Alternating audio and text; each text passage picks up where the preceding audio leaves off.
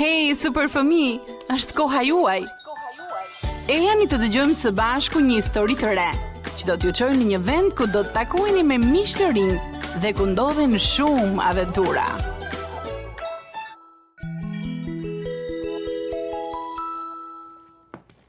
Filipi dhe Ruthi fjetën aq qetë sa nuk I dëgjuan fare gjithë ato hapa nëpër shtëpi. Dhe as nuk e kishin iden se mjeku kishte qëndruar pjesën më të madhe të natës pranë shtratit të Terit. Jezusi, bariu I mirë, e mori Terin në krahët e tij, me qetësi dhe pa e parë njeri për ta çuar në shtëpinë e tij në parajs. Të nesërmen në mëngjes, kur dëgjoi se Teri kishte vdekur, Ruthi qau me ngashërim.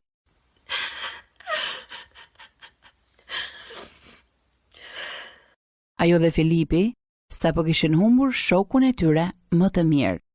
Në varrimin e tij, pastor Robinger lexoi me zë të lartë historinë e Jezusit, bariu të mirë. Pas funeralit, Ruthi po ecte e trishtuar në përpyll. Ishte e tmerrshme që të mendoje se Teri nuk ishte më gjallë.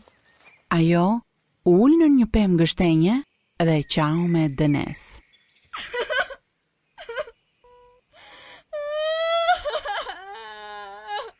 Ruth, pse po qan? Papritur, zoti Tanner u shfaq para saj. Të gjitha delet në livadhi përkisin atij. Ruthi I tregoi se çfarë kishte ndodhur. U luta shumë, por nuk ja vleti. Teri vdiq gjithsesi. A mendon se Jezusi bëri ndonjë gabim? Çfarë do të thoje nëse një nga delet e mia do të ishte shumë e smurë dhe unë do ta merrja dhe do ta çoja në livadhin më të mirë që ke parë ndonjëherë dhe do të ishte më mirë se më parë? Ruthi filloi të kuptonte më shumë.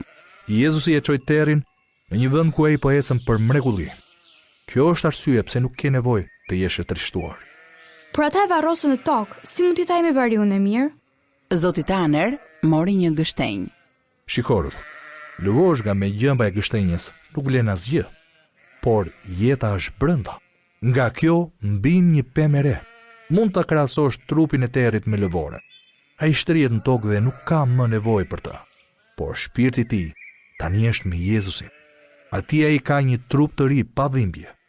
Mendo për këtë, Ruth.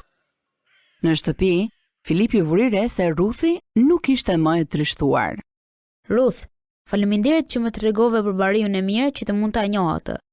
Teri është me të tani dhe ne do të shkojmë tek ai një ditë. Dhe nesër do t'u tregoj fëmijëve në shkollë për bariun e mirë, që ata ta njohin atë. Miqtë mi, po ju, kujt mund t'i tregoni sot për Jezusin?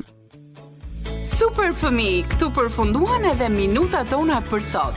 Këto histori mund t'i ndiqni në çdo kohë në YouTube në kanalin e Radio 7 Albania.